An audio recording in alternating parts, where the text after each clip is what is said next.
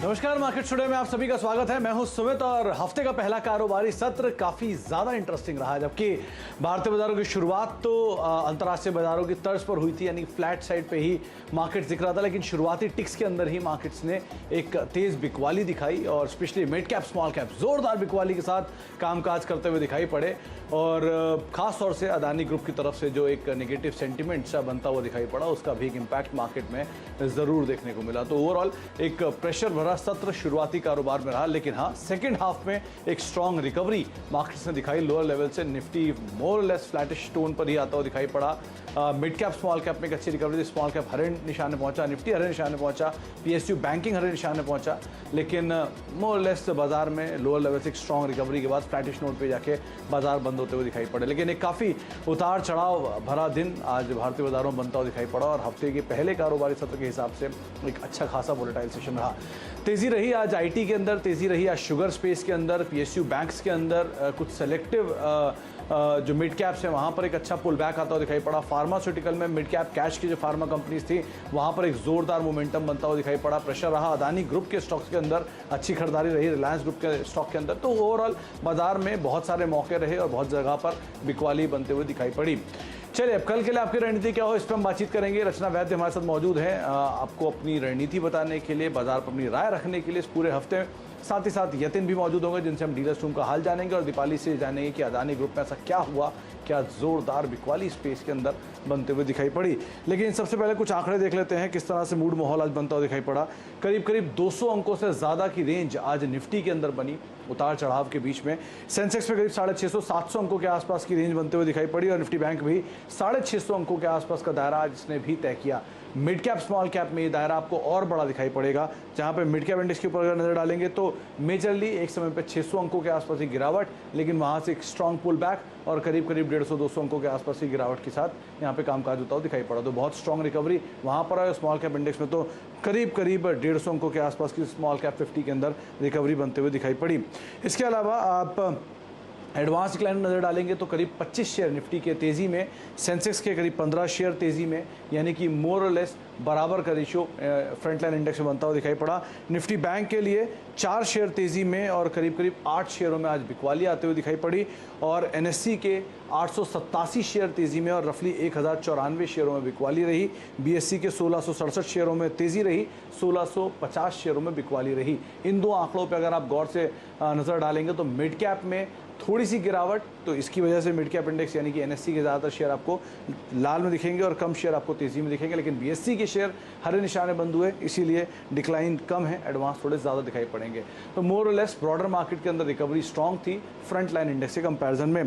Contribution में आज IT space सबसे आगे आया। इन्फोसिस 17 अंकों का कंट्रीब्यूशन, भारतीय एयरटेल 9 अंकों का कंट्रीब्यूशन, आईटीसी 7 अंकों का कंट्रीब्यूशन, एचयूएल 6 अंकों का कंट्रीब्यूशन और टीसीएस एक और आईटी मेजर 4 अंकों का कंट्रीब्यूशन यहाँ से आता हुआ दिखाई पड़ा। इसके अलावा दबाव में रहे HDFC bank, HDFC limited, ICICI bank जैसा नाम जो कि आज प्रेशर के अंदर कामकाज करते हुए दिखाई पड़े। वॉल्यूम जोरदार रहा आज अदानी ग्रुप में, 6-6.5 हज़ार करोड़ रुपए का टर्नओवर और उसी के साथ ही यहाँ बिकवाली थी। एक समय में 20% 18% तक नीचे ये स्टॉक फिसलते हुए दिखाई पड़े थे। चलिए, अब बातचीत करते हैं रचना जी से। रचना जी नमस्कार, स्वागत है आपका कार्यक्रम में। बहुत ही इंटरेस्टिंग मूड माहौल आज बाजार में रहा पहले हाफ के अंदर और फिर सेकेंड हाफ में एक अच्छी रिकवरी भी आई। कैसे रीड किया आपने मार्केट्स को, किस तरफ ये, किस करवट रादर ये जो उतार चढ़ाव है बैठता हुआ दिख रहा है आपको? जी, मेरे हिसाब से निफ्टी ने तो काफी अच्छा अपना जो बार है वो बना लिया है, डेली बार, और जो भी थोड़ी बहुत प्रॉब्लम है वो बैंक निफ्टी की तरफ से है। हालांकि बैंक निफ्टी ने भी आज के इंटरडे में काफी रिकवरी दिखाई है एक बार को। तो यही है कि बैंक निफ्टी अगर साथ निभाने का वादा करे तो निफ्टी यूं ही मस्त ऊंचाइयां छूता रहेगा। तो जो भी है बैंक निफ्टी को अपने आप को संभालना है। बाकी निफ्टी का जो सपोर्ट लेवल है वो 15,750 के आसपास अब फ्यूचर्स के हिसाब से होना चाहिए। तो निफ्टी को लेकर भी रुख रहा है साफ। अच्छा रचना जी, क्योंकि निफ्टी बैंक में भी उतार चढ़ाव था, पीएसयू बैंकिंग सपोर्ट कर रहा था, लेकिन प्राइवेट स्पेस बैंक में इतना ज़्यादा पुल बैक नहीं था, तो निफ्टी बैंक का क्या एक शेड कमज़ोर मान है? जी डेफिनेटली एक शेड कमजोर हमें मान के ही चलना पड़ेगा। एंड बैंक निफ्टी में ये कह सकते हैं कि 34,700 अगर सस्टेन कर लेगा ये, तो एक दो दिन के कंसोलिडेशन के बाद ये फर्दर ऊपर वाली साइड पे मूवमेंट दिखाए ऐसा हो सकता है। लेकिन 34,700 750 के आसपास का लेवल इसको सस्टेन करके 2-3 दिन तक होल्ड करना पड़ेगा। तो एक शेड कमजोर निफ्टी बैंक दिखाई पड़ रहा है निफ्टी के कंपैरिजन में। अच्छा रचना जी, क्योंकि बाजार में आज बहुत उतार चढ़ाव था, किस तरह की कॉल्स आपने आज चुनी है, बाय साइड पर कि सेल साइड पर? जी है मेरे पास बाई साइड की कॉल्स। एक जो नाम है that is Chola finance. Chola finance में अगर 563 या 62 के आसपास अगर एसएल लगाएंगे तो ऊपर वाली साइड पे हम 580 एंड 85 के लेवल्स देखने की उम्मीद कर सकते हैं फ्यूचर्स के हिसाब से। और दूसरा जो नाम है that is Bata India. Bata India ने बिल्कुल लास्ट मोमेंट्स पे थोड़ा कोशिश किया है ऊपर जाने का, एंड विद दैट अगर 1630 पे फ्यूचर्स के हिसाब से हम ऐसे लगाएंगे तो 1680 तरफ ये स्टॉक जाने के लिए रेडी लग रहा है। तो 1670 का पहला टारगेट एंड 1680 का सेकंड टारगेट रख सकते हैं। तो चोलामंडलम फाइनेंस एक नाम चुना है रचना जी ने, जहां पर एनबीएफसी स्पेस में उनको तेजी दिख रही है। अच्छा रचना जी, आज बहुत सारे इंटरेस्टिंग नाम, बहुत लंबी सूची है जिनके ऊपर हमें चर्चा करनी है। सबसे पहला नाम तो मैं अदानी ग्रुप पे आऊँगा, उस पर बातचीत करूँगा, लेकिन उससे पहले मैं इंडेक्स से कुछ स्टॉक्स की बात कर लेता हूँ। पहला नाम टाटा मोटर्स, एक अच्छा गेन यहाँ आया। रिलायंस, आपने पहले भी इस पर खरीदारी कॉल दिया और मुझे तो याद है आपने 2 हफ्ता पहले भी यहाँ पर तेज़ी की बात की थी, जब आप 2 या 3 हफ्ता पहले आई थी, तब के तो टारगेट्स अचीव हो ही चुके हैं, अब उससे कहीं ज़्यादा ऊपर कामकाज कर रहा है। तो रिलायंस में क्या करना चाहिए और टाटा मोटर्स यहाँ क्या किया जाए? कि टाटा मोटर्स में मैं अभी भी ये कहूंगी कि फ्यूचर्स के हिसाब से 348 का एसएल अगर सस्टेन होता है तो इसमें आगे अभी हमें 365 एंड 70 के लेवल्स देखने की उम्मीद है। आज भी बहुत बढ़िया चला है और कंटिन्यूएशन की पूरे चांसेस है। और जहां तक रिलायंस की बात है तो again I am still positive on that, और अब की बार अब हम उसमें 2210 का एसएल अगर सस्टेन होता हुआ देखेंगे तो मेरा यहाँ पे जो पहला टारगेट होगा वो 23, पहला तो नहीं कहूंगी लेकिन 100 रुपीज जितना वो मुझे यहाँ पे नजर आ रहा है, तो 2350 की तरफ ये स्टॉक जाने के लिए रेडी है। तो 2350 यानी कि जो हाईज हैं पुराने उनको ब्रीच करने की तरफ अभी ये कंपनी अग्रणी है, तो आप उस हिसाब से ही यहाँ पर राय रणनीति रख सकते हैं। लेकिन टाटा मोटर के लिए भी आप तेजी ही देख रहे हैं, करीब 365-370 के टारगेट्स के लिए। अच्छा एक और चीज़ रचना जी, क्योंकि बजाज फाइनेंस लगातार मोमेंटम में है, अभी कुछ देर पहले हम बात करते कई दर्शकों के सवाल भी थे यहाँ पर तेज़ी में और पार्टिसिपेट करने का और खरीदारी करने का, तो बजाज फाइनेंस यहाँ खरीदें, वेट करें डिप्स का? जी डेफिनेटली स्ट्रॉन्ग स्टॉक है, सब कुछ बढ़िया है, लेकिन मेरा ये मानना है कि थोड़ा बहुत कंसोलिडेशन हो सकता है इसमें।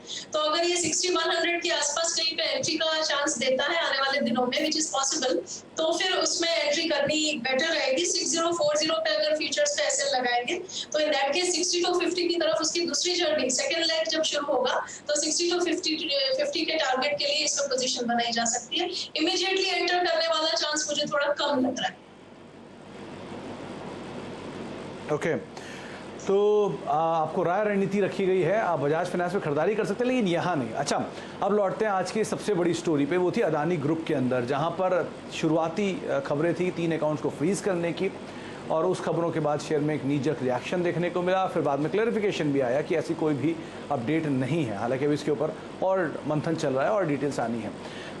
रचना जी, अदानी ग्रुप के 2 स्टॉक्स, अदानी एंटरप्राइजेस और अदानी पोर्ट, तेज बिकवाली फिर तेज पुल बैक में, क्या कहती हैं अब किस साइड प्ले किया जाए? जिनके पास हैं वो क्या करें, जिनके पास नहीं है, जो इच्छा रखते हैं इसको डिप्स में खरीदारी करने की, वो क्या करें, जो फंस गए हैं वो क्या करें? जी अदानी के स्टॉक ने आज ये दिखा दिया कि जो चार्ट पे दिखता है ना वो करते रहेंगे तो आप गलत नहीं जाएंगे। बस एक्सट्रीमली ओवरसोल्ड लेवल से जिस हिसाब से ये रिकवरी आई है, मैं तो सबको यही कहूंगी कि इसके चार्ट्स आज स्टडी करने लायक है। ये अपने आप में आज एक केस स्टडी है। और अदानी पोर्ट्स के लिए कहूंगी मैं कि इट में कंसोलिडेट ना, हालांकि क्योंकि जो स्नैपबैक मूव होता है एक्सट्रीम ओवरसोल्ड लेवल से वो आज अच्छे से हो चुका है, तो अब थोड़ा कंसोलिडेशन, थोड़ी सी शांति रह सकती है यहाँ पे 1-2 दिन के लिए। एंड अगर आप उसको ऑलरेडी कैरी कर रहे हैं तो उसको होल्ड करना चाहिए, और एसएल आपका होना चाहिए 720 के हिसाब से इन फ्यूचर्स। और जहां तक अदानी एंटरप्राइज की बात है तो उसमें भी मैं ये कहूंगी कि अगर आप ऑलरेडी है तो उसको भी होल्ड करें, और एसएल होना चाहिए आपका 1440 के करीब, वो भी 1-2 दिन के लिए शायद कंसोलिडेट करे, ऐसा हो सकता है। तो यहाँ पर कंसोलिडेशन आ सकता है, बड़े मोमेंटम, और ये बात सही की रचना जी ने, ओवरसोल्ड टेरिटरी में आज सुबह दिखाई पड़ रहा था, तेज बिकवाली जब पहले सत्र में आते हुए दिखाई पड़ी। अच्छा एक और नाम है BHEL, नंबर्स आए, नंबर्स वीक आए, ब्रोकरेज के डाउनग्रेड्स आए, 23 रुपये तक के टारगेट्स भी देखने को मिले कई हाउसेस के, और शेयर में रिएक्शन ही बहुत स्ट्रांग था, 15% 16% के आसपास का फॉल एक समय में यहाँ पे देखने को मिल रहा था।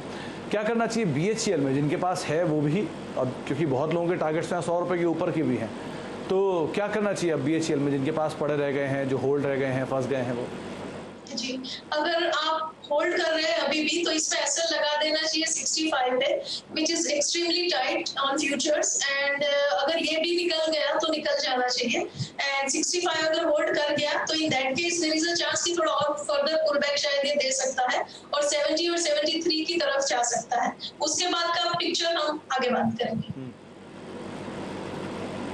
ओके अच्छा रचना जी, क्योंकि बहुत सारे सवाल आज अदानी ग्रुप पर आए भी थे और बहुत लोगों ने इसमें पूछा भी कि क्या उन्हें नया एंटर करना चाहिए, नहीं एंटर करना चाहिए किस स्टॉक में करना चाहिए। आपने 6 के 6 कंपनीज को देखा है, आपने उन सबके चार्ट्स देखे हुए हैं, कोई ऐसी कॉल जो आप कॉन्ट्रा लेना चाहती हो या अभी आप वेट करेंगी किसी क्लैरिफिकेशन की या किसी और चीज़ के अपडेट्स का? मैं तो ये मानती हूँ कि जो भी होने वाला होगा ना चार्ट बता देगा। और चार्ट्स अगर कहते हैं तो आप वो करें, तब तक कोई दिक्कत नहीं आनी चाहिए। वो जब निकलने के लिए कहेंगे तो निकल भी जाना पड़ेगा, that is important. Adani enterprise जो है वो अभी ये जो जितना पूरा गैमुट ऑफ स्टॉक्स है उसमें बेटर प्लेस नजर आ रहा है। तो अगर किसी ने बनाना ही है इसमें फ्रेश पोजीशन तो अदानी एंटरप्राइज पे नजर करनी चाहिए।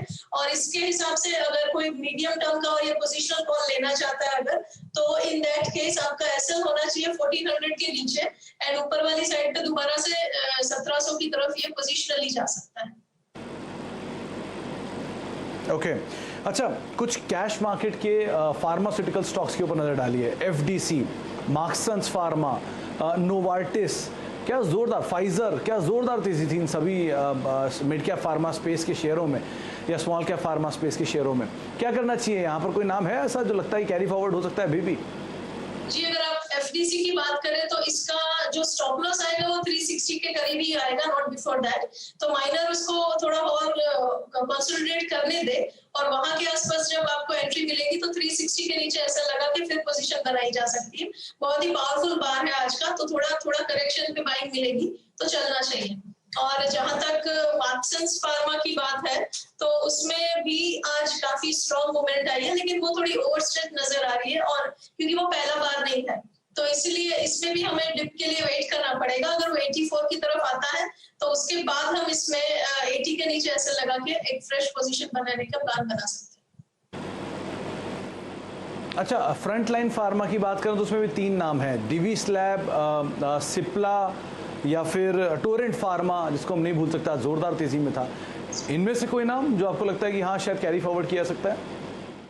जी, डेफिनेटली कर सकते हैं इस पे नजर। हम डिविस लैब की बात करें तो इसमें फॉलो थ्रू के चांसेस मुझे डेफिनेटली नजर आते हैं। अगर आप 4360 का एसएल फ्यूचर्स पे सस्टेन कर पाए तो ऊपर वाली साइड पे 4450 एंड 4480 के लेवल्स डिविस लैब में देखने को मिल सकते हैं। जहां तक टोरेंट फार्मा की बात है तो माइनर कंसोलिडेशन के लिए वेट करना पड़ेगा। इसका एसएल आना चाहिए 2910 के करीब, तो थोड़ा डिप पे बाइंग होगी इसमें और ऊपर वाली साइड पे फिर ये 3000 को क्रॉस करते हुए 3100 की तरफ जा सकता है। जहां तक सिप्ला की बात है तो Cipla is better placed Torrent से भी, तो इसमें छोटा एसएल बन सकता है। आप अगर 970 पे एसएल लगाएंगे तो शॉर्टर टर्म पोजीशन के हिसाब से भी आप 990 एंड 995 के टारगेट फीचर्स के हिसाब से 2-4 दिन के अंदर देख सकते हैं।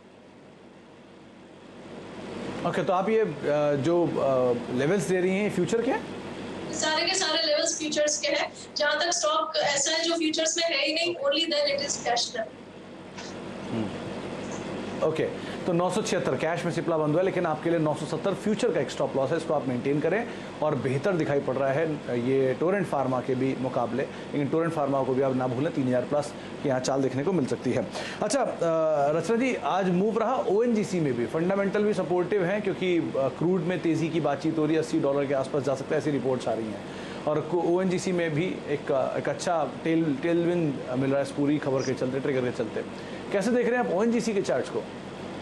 जी, ONGC इज बुलिश एंड उसमें फॉलो थ्रू आ सकता है। 123 का अगर इसमें एसएल लगाएंगे तो ये 180 एंड 128 एंड 130 की तरफ जाने के लिए मल्टीपल डेज के हिसाब से स्विंग ट्रेड इसमें बन सकता है।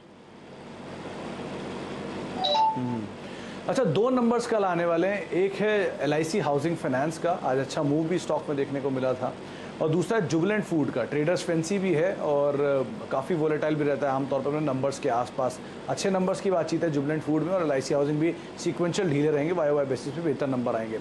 इन दोनों को देखते हुए किस तरह का अनुमान हम लगाएं, इन दोनों में कैसे चार्ट्स आपको दिख रहे हैं, कैसे प्ले करना चाहिए ना? जी, LIC हाउसिंग की जहाँ तक बात है तो किसी की ऑलरेडी पोजीशन है तो अलग बात है, 520 पे एसएफ को ट्रेल कर लेना चाहिए, और अगर किसी ने फ्रेश पोजीशन बनानी है तो 530 के ऊपर ही बनानी चाहिए एंड नॉट बिफोर दैट। 530 के ऊपर जब वो निकलेगा तब अगर आप एंट्री करेंगे तो 523 के आसपास आप ऐसे लगा पाएंगे, और ऊपर वाली साइड पे वो 544 की तरफ जा सकता है। और जहाँ तक जुबिलेंट फूड्स की बात है तो जुबिलेंट फूड में हम अगर एंट्री करना चाहेंगे तो 3225 के ऊपर ही करना चाहिए फ्यूचर्स के हिसाब से, एंड इन दैट केस 3200 के नीचे ऐसे लगाना चाहिए। ऊपर वाली साइड पे वो 3285 एंड 3300 की तरफ जा सकता है। 3300 के आसपास तक की चाल यहाँ पर देखने को मिल सकती है। मेटल के दो नाम, एक है टाटा स्टील, एक है हिंडाल्को, लोअर लेवल से अच्छी रिकवरी भी रही और हरे निशान के अंदर ही बंद भी होते हुए दिखाई पड़े। क्या करना चाहिए यहाँ दोनों में?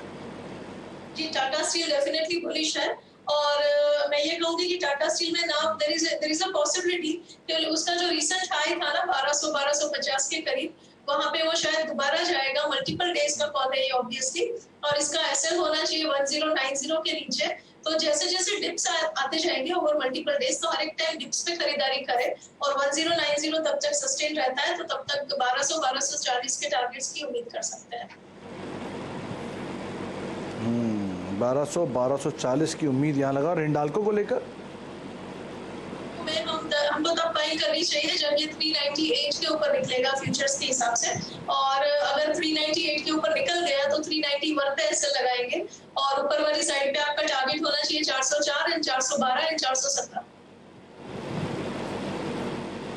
ओके, तो 407, 412, 417 ये 3 लेवल हैं जिनके ऊपर आप यहाँ पर नज़र बना के रख सकते हैं। अच्छा, आज आईटी का भी एक सपोर्ट था, इसमें इन्फोसिस और टीसीएस दोनों पार्टिसिपेट कर रहे थे, और मेजरली इन्फोसिस आज फ्रंट एंड पे था टीसीएस के मुकाबले। यहाँ पर क्या करें आपने, क्योंकि शायद लास्ट वीक या लास्ट टू लास्ट वीक इसके ऊपर बात की थी और तेजी का ही जिक्र किया था, यहाँ क्या करना चाहिए?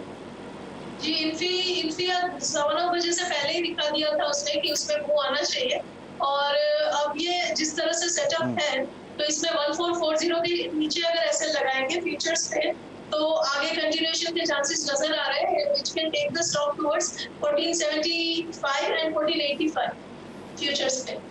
और जहां तक टीसीएस की बात है तो टीसीएस थोड़ा कंसोलिडेट कर रहा है, मेरे हिसाब से थोड़ा और करेगा, तो इसमें अगर आपको 3240 के आसपास एंट्री मिलेगी तो that will be a better entry. थोड़ा 40-50 रुपए उसको गिरने देना चाहिए, और उसके बाद उसका 3220 के नीचे ऐसे लगा के जो नया स्विंग आएगा उसमें पार्टिसिपेट करना चाहिए रादर देन एंटरिंग राइट।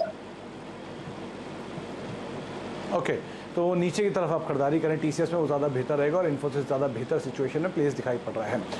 चलिए, एक ब्रेक का वक्त है, ब्रेक के बाद लौटेंगे और रचना जी से हम बातचीत करेंगे, उनकी कॉन्ट्रा कॉल भी जानेंगे कि हमेशा रचना जी की जो कॉन्ट्रा कॉल होती है उसे क्या कहने, उस पर भी हम चर्चा करेंगे, और साथ ही साथ यतिन भी मौजूद हैं, उनसे भी हम बातचीत करते हैं कि डीलर्स में किस तरह का मूड माहौल है। एक छोटे से ब्रेक के बाद।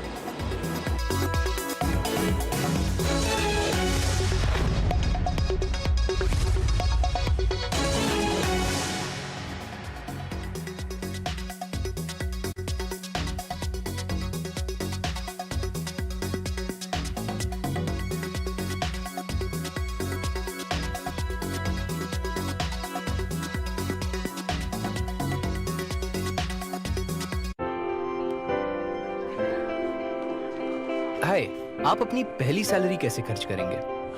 डेफिनेटली कुछ पैसे इन्वेस्ट करना चाहूँगा। मैं अपने छोटे भाई के लिए स्मार्टफोन खरीदूंगी। मैं अपनी पहली सैलरी अपने पापा मम्मी को देना चाहूँगा। मुझे ट्रैवलिंग का बहुत शौक है। मैं लाइफ इंश्योरेंस पॉलिसी लूंगा क्योंकि वो मेरे और मेरी फैमिली की सिक्योरिटी के लिए जरूरी है।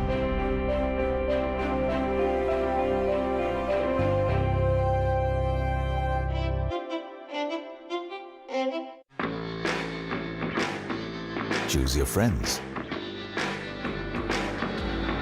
Choose your entertainment. Choose your adventure. Choose to live the grand life. Hyundai Alcazar. Bookings open. ये है अनु मेनन। इन्हें एस्केलेटर में चढ़ना मुश्किल लगता है।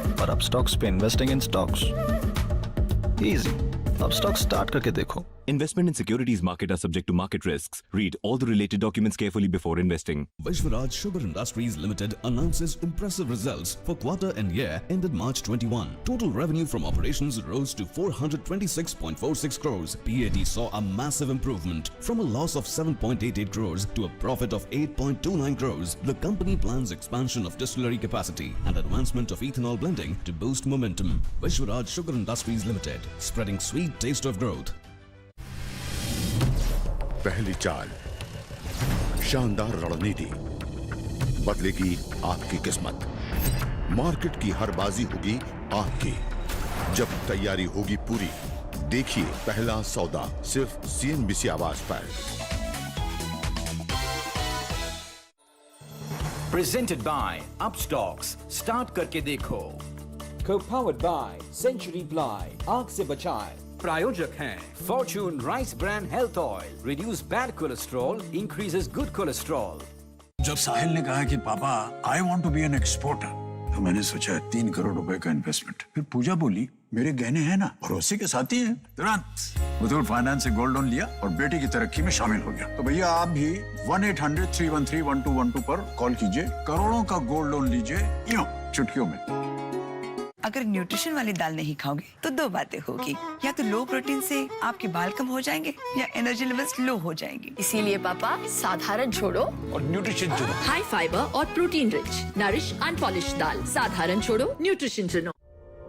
अब ट्रेडिंग से मुश्किलों को करें आउट और करें ट्रेडिंग आसानी से अरिहंत मोबाइल ट्रेडिंग ऐप के साथ, जिसकी सोफिस्टिकेटेड टेक्नोलॉजी दे आपको पावर और जिसका यूजर फ्रेंडली इंटरफेस इन्वेस्टिंग को बनाए सिंपल। अरिहंत स्मार्ट ऐप देता है इन्वेस्टिंग के पावरफुल टूल्स का कंट्रोल आपके हाथों में। तो आज ही शुरू कीजिए ट्रेडिंग अरिहंत स्मार्ट ऐप और एक्सपर्ट सपोर्ट के साथ। Investment in securities are subject to market risks. Read all the related documents carefully before investing.